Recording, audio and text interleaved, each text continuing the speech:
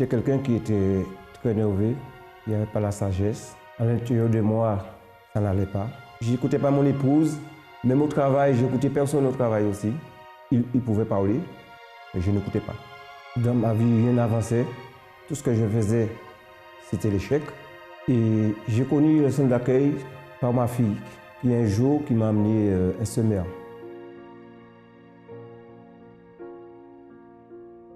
Je ne l'ai pas lu tout de suite, je l'ai laissé quelques semaines.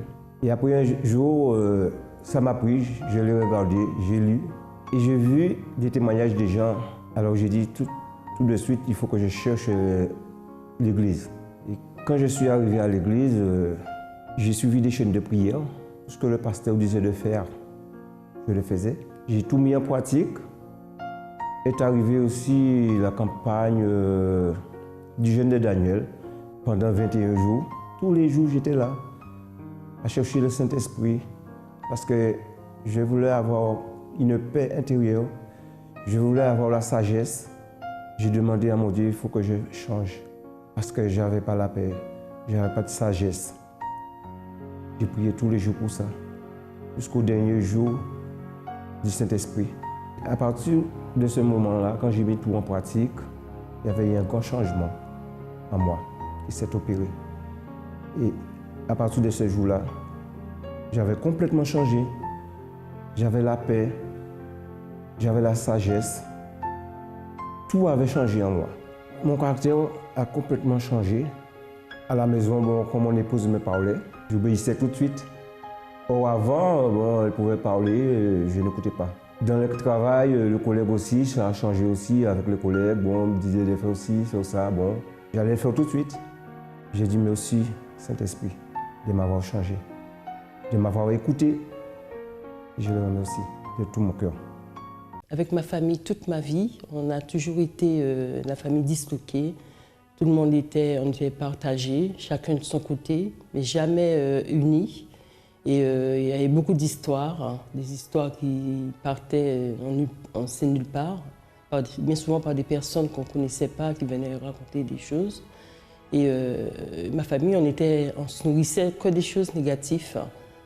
Alors, j'ai décidé de faire la campagne d'Israël en déposant mon tout pour le sacrifice. Alors, le résultat de la campagne d'Israël, c'est fabuleux, parce que ma famille, nous sommes unis maintenant, tout va bien, on se voit tous, on est souvent réunis ensemble, et les choses se font naturellement, sans hypocrisie, sans gêne.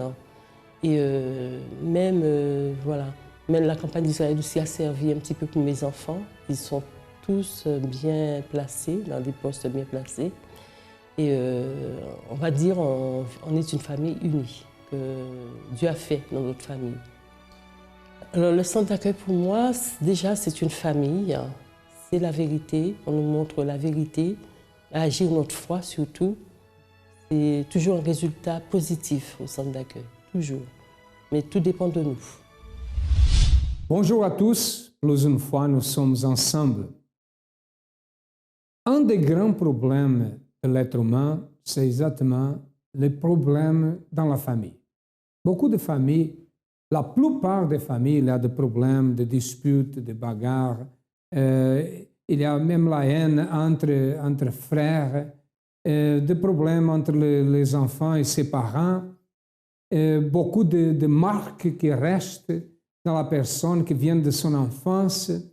Et ça fait que le foyer, la maison, qui devait être un lieu de paix, pour qu'à la fin de la journée, quand on retourne à la maison, qu'on puisse trouver la paix. Mais c'est le contraire, c'est l'enfer. C'est comme si on était dans une guerre. Après une journée agitée, l'agitation au-dedans de la maison, c'est pire qu'au dehors. Il y a des gens même qui se sentent meilleurs au dehors de la maison qu'au-dedans de la maison. Et il y a des gens qui ont la joie pendant la journée, dans son travail, avec ses collègues, mais quand il arrive à la maison, c'est comme s'il avait une force négative qui cause les problèmes, qui fait que la personne se sent mal dans la propre maison.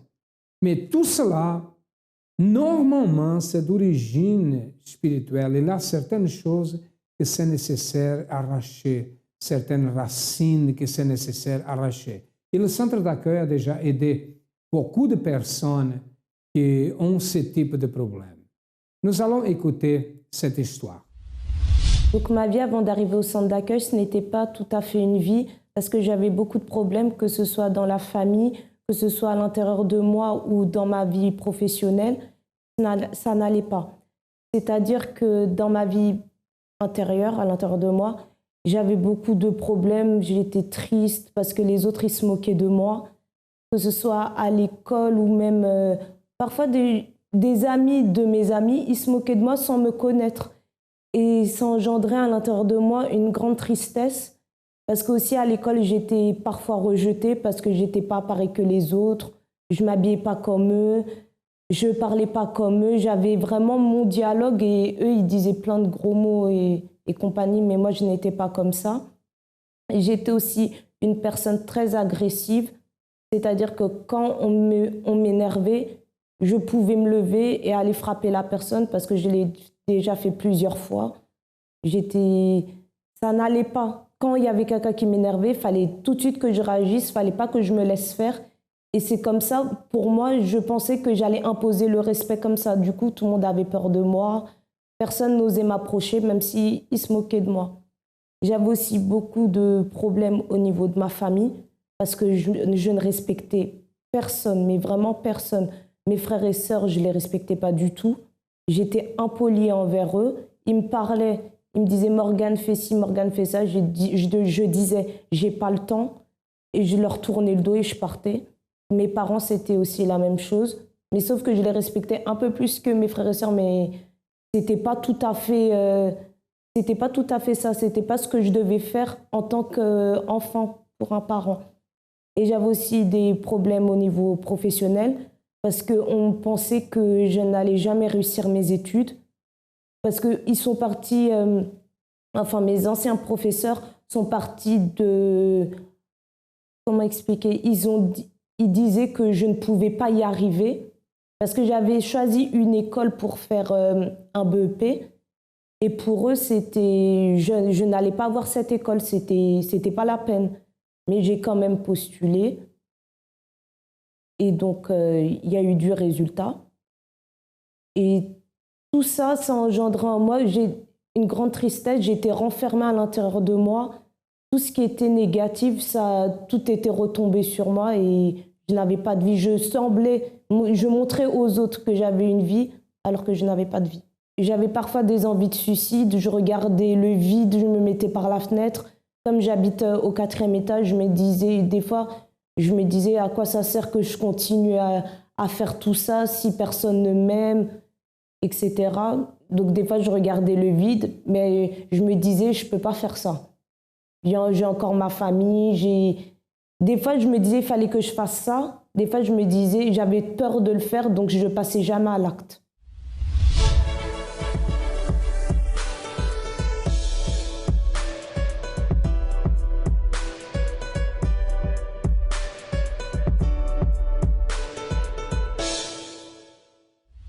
Dans la maison de Morgane et de sa famille, se passe exactement ce que nous avons parlé. Peut-être, dans votre vie aussi, dans votre maison, il y a des problèmes.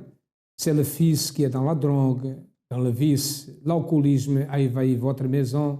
Il y a l'agressivité, l'agression verbale et peut-être même physique. Il n'a pas union dans la famille. Est-ce que ça, c'est normal? Pensez-vous que ça, c'est une situation normale? Peut-être on dit, non, c'est normal parce que se passe dans les autres maisons, dans les autres foyers, dans les autres familles. C'est normal que se passe dans la mienne. Mes amis, ce qui se passe dans la vie des autres, c'est dans la vie des autres. Mais ce qui se passe avec nous, c'est avec nous. Et sommes nous qui devons résoudre les problèmes dans notre maison, dans notre famille. Et peut-être vous me posez la question, comment je dois faire? Qu'est-ce que je peux faire? C'est pour cela que les portes du centre d'accueil sont ouvertes. Morgane est là, un jour, est arrivée au centre d'accueil. Regardez. Donc je suis arrivée au centre d'accueil à travers ma sœur. Elle m'a parlé qu'il fallait que je change vraiment de comportement tout ce qui est caractère, elle me disait que c'était pas bon et que je pouvais changer. J'avais une possibilité que je change. Donc c'est de cette manière-là, avec une vie complètement détruite, que je suis venue au centre d'accueil. Donc j'ai commencé à mettre en pratique ce que j'ai appris au centre d'accueil. J'ai commencé à faire des chaînes de prière, notamment le vendredi, pour être délivrée de toutes sortes de choses négatives à l'intérieur de moi. À travers cela, j'ai été délivrée. Ma vie, elle a commencé à changer petit à petit. J'ai notamment aussi fait des propos à l'église, notamment pour mon intérieur, pour ma vie professionnelle et ainsi que pour ma famille, pour que je puisse être transformée et aussi ils puissent être transformés à travers mon caractère. J'ai participé à toutes les campagnes d'Israël, notamment ma première campagne d'Israël, j'avais participé pour mes études parce qu'on me disait que je ne pouvais pas avoir de diplôme. Et du coup, j'ai persévéré, j'ai lutté pour avoir ce diplôme parce que j'en avais vraiment besoin.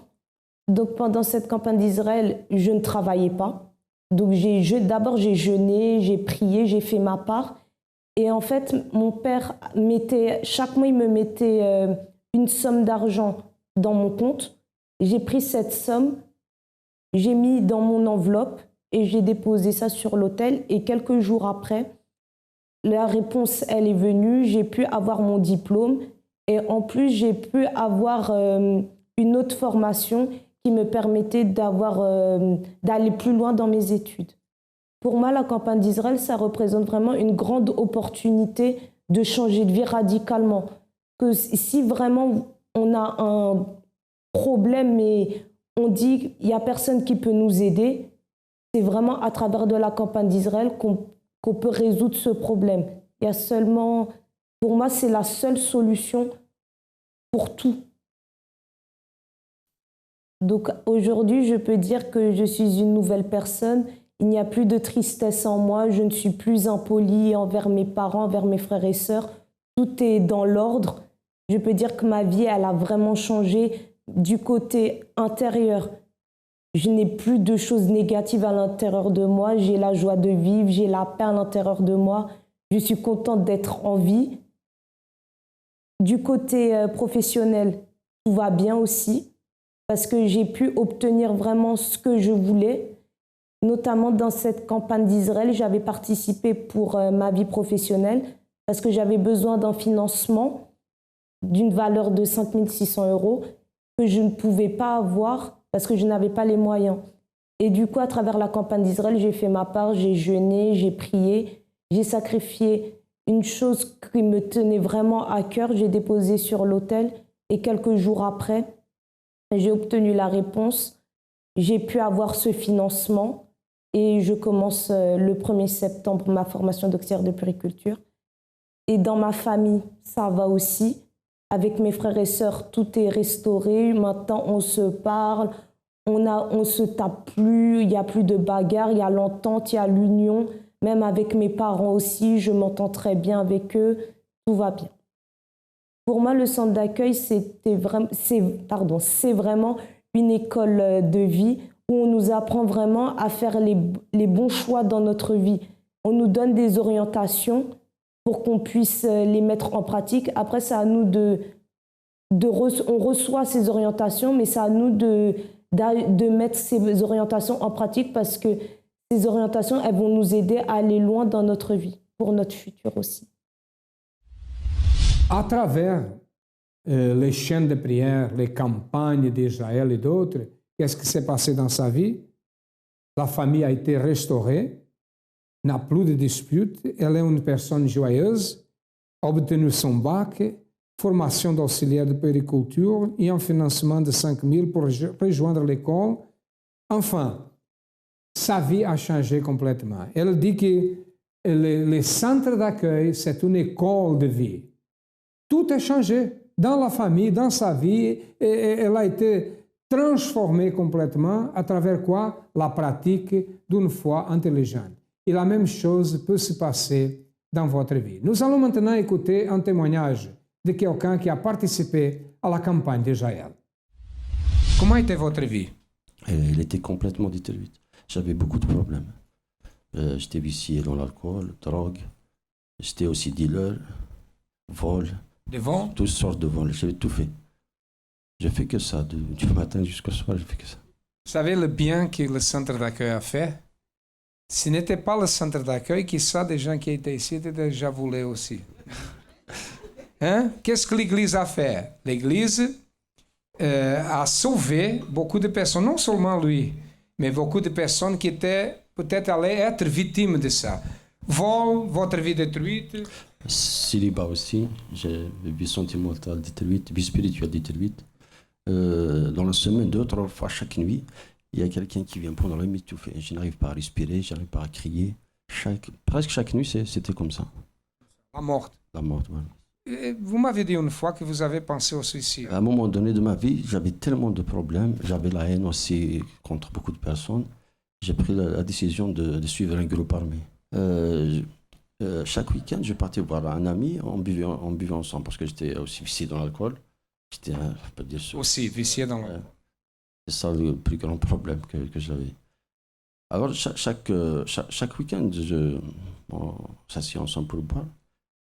Une fois, je suis rentré, il m'a tendu un semeur. Il m'a dit, j'ai trouvé dans ma boîte aux lettres, parce qu'il me voit, des fois, je suis intéressé à lire la Bible, je cherche. Il m'a jeté comme ça un semeur, il m'a dit, viens, peut-être ça va, tu vas dire que tu aimes ça. Alors, quand je commence à lire, j'ai vu certains témoignages des personnes qui, même probablement viciées dans les drogues, dans l'alcool. Alors, j'ai dit, je vais partir, je vais essayer. Je voulais venir, mais je n'arrive pas. Je n'arrive pas. À chaque fois que je viens, je retourne de la porte. À chaque fois. Je suis rentré 1 fois, 2 fois, 3 fois. Alors une fois, je voulais rentrer, je suis revenu. Il y a une ouvrière qui m'a appelé. Venez, monsieur. Et il m'a touché la main. Et après, je suis rentré. Sinon, je ne rentrais jamais. Sinon. Ça, c'est une guerre. Dieu l'appelait et le diable vient. Dieu l'appelait, il marchait, le diable vient ici, n'est-ce pas? Mais un jour, vous avez resté. Après, oui, je suis rentré. Qu'est-ce que Dieu a fait? Il a tout changé. J'ai arrêté de tous les vices. En plus, c'est tout de suite. Parce que quand je suis rentré, j'ai trouvé des compagnies d'Israël. 1 semaine ou 15 jours. J'ai commencé déjà à participer, sacrifier, compagnie d'Israël, à participer à des propos de prière, des chaînes de prière. Qui êtes-vous aujourd'hui? Maintenant, je suis bien, je suis plus vicié, je suis bien, j'ai la paix, je dors bien, je suis marié. Avant, j'avais pas de logement, maintenant, je suis bien dans un logement. J'ai tout ce qu'il faut. Voilà. Tout a changé. Complètement. Amen, grâce à Dieu. Et que Dieu bénisse. Qui était Labani? Labani était voleur, vicié dans l'alcool et la drogue, la vie sentimentale détruite. Il voulait se suicider. Et aujourd'hui, à travers la campagne d'Israël, il est une personne complètement transformée. Plus une vie qui a été sauvée. Et les problèmes ont été résolus. Regardez plus de témoignages. Je connais l'église en décembre de 2010. J'ai invité mon mari, cancer, diabète, tout. Vous savez qu'elle avait le cancer, elle avait le diabète? Oui. Quand elle est venue ici, 2009, je me rappelle, elle mettait toujours un truc, des bandes, tout ça, des opérations. 5 opérations. 5 opérations. En plus, pasteur, il y a une dette dans la maison que mon mari fait, 67 000 €. J'ai parlé avec le pasteur. Jamais, je ne sais pas si tu as témoigné aujourd'hui. Moi, jamais j'ai témoigné ici. Ça, c'est moi qui l'ai vu toute seule pour me parler des choses. 60 000 €, pasteur. J'ai parlé avec le pasteur Lionel. Je ne savais pas lire. Je prends de la dette que mon mari fait. Je cachais. Je montrais la dette de 10 impôts. De 10 impôts. Pasteur, 3 jours, je prends de l'enveloppe de campagne Israël. J'ai qui 20 €. J'ai mis 20 €. J'ai prié par le cancer, par la dette qui chez nous. Je passe à porter entrer dans la maison pour la violence. En semaine, la dette de fazer. Reste 7 500 €. Cancer. C'est fini. Dette. c'est fini. Diabète. C'est fini. Ok. Bagarre. Bagarre. C'est fini. Amen. Hein? Menace de mort. C'est fini. Aujourd'hui, j'ai touché 3 fois, 4 fois double que j'ai touché. Donc là, Dieu a restauré le caractère, la santé, le mariage, la famille, le caractère. Qu'est-ce que le centre d'accueil représente pour vous? Pour moi, franchement, c'est la joie. C'est ma vie, franchement. Je dis à tous mes frères et mes sœurs, il ne faut pas désespérer, il faut battre dans la vie, il faut combattre le spirituel, la prospérité. Je chante des prières aussi énormément. J'ai prié même ça 10 fois par jour. Même à mon travail, il y a beaucoup d'ennemis, mais tout ce que j'ai prié à fond. Que Dieu vous bénisse. Bien sûr, j'avais des problèmes financiers. J'ai un fils unique et je ne m'entendais pas du tout avec lui. Et pour ne pas m'entendre du tout avec lui, il m'avait annoncé son homosexualité. Et ça m'avait beaucoup affecté parce que je ne pensais pas qu'un jour, mon seul fils, le seul enfant que j'ai, puisse être homosexuel. Et donc, ça n'allait pas du tout à la maison. Je n'aimais pas aller travailler. Il fallait travailler, donc j'y allais parce qu'il fallait travailler, il fallait financer les choses à la maison. Mais je n'aimais pas du tout ça. Alors aujourd'hui, ça va très très bien. Je suis guérie de migraine, je ne souffre plus, je suis bien. Et mon fils est sorti de son homosexualité. Il s'est marié, c'est ça? Alors, ça fait 2 semaines qu'il s'est marié avec une ouvrière. Amen.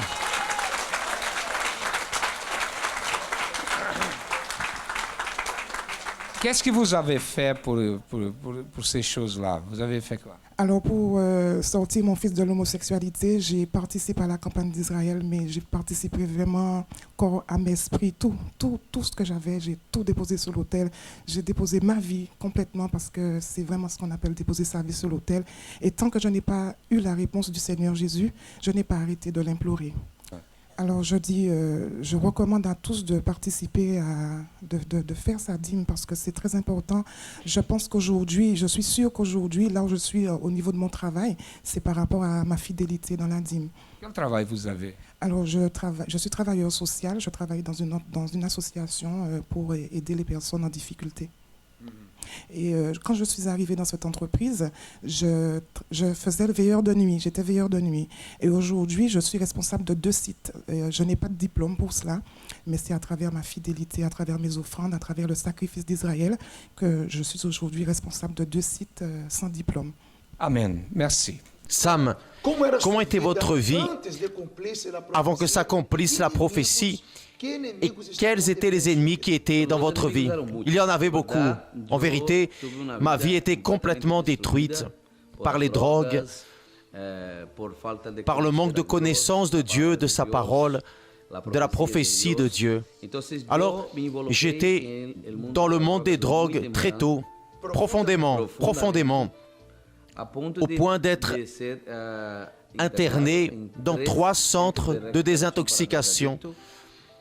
J'ai fait 2 débuts d'overdose et parfois aussi je prenais les pages de la Bible pour faire des cigarettes de marijuana. Vous aviez une famille, j'avais une bonne famille, père, mère, qui ont tout fait pour m'aider, mais ils n'ont pas réussi. Ils m'ont mis à la porte en disant « Écoute, on ne peut plus rien faire pour toi. » Je vivais dans la rue comme un sans-abri, un mendiant, oui, comme un sans-abri, demandant une chose et d'autres, dépendant de l'aide des personnes. C'est ainsi que je vivais.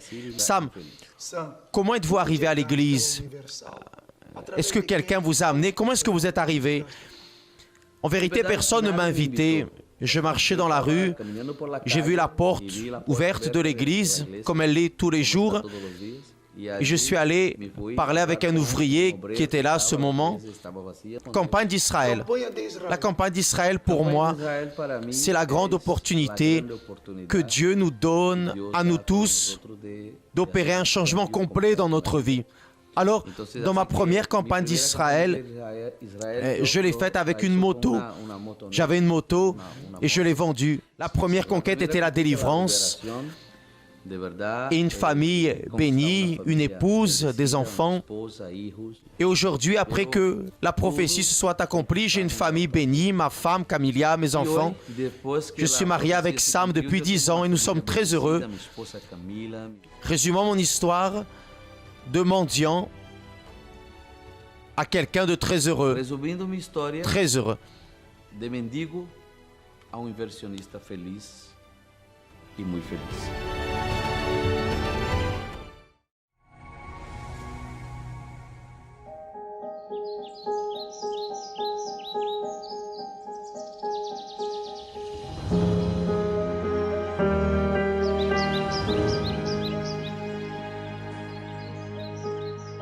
Ça faisait des années que je souriais pas, que j'avais pas la paix, que j'avais pas la joie. Je me suis sentie très bien le premier jour que je suis arrivée au centre d'accueil.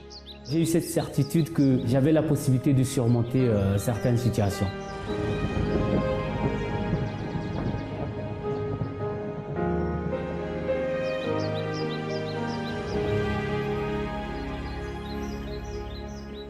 J'ai beaucoup aimé l'accueil, l'attention qu'on a pu me donner ce jour-là.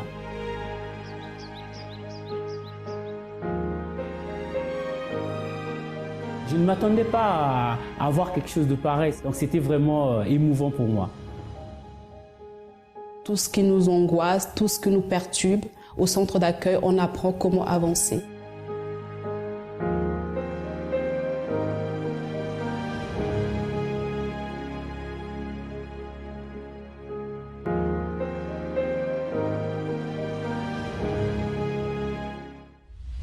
Si vous avez des problèmes, si vous avez une situation difficile, si les portes sont fermées, je vous le dis une chose, les portes au centre d'accueil sont ouvertes du matin au soir, de lundi à lundi. Vous avez les adresses qui passent dans votre ordinateur. Cherchez le plus proche de vous. Notre siège est situé au 254 de rue de Faubourg Saint-Martin, au 10e arrondissement à Paris. Donnez un pas en avant, prenez une attitude et certainement votre vie changera. À demain et que Dieu vous bénisse à tous abondamment.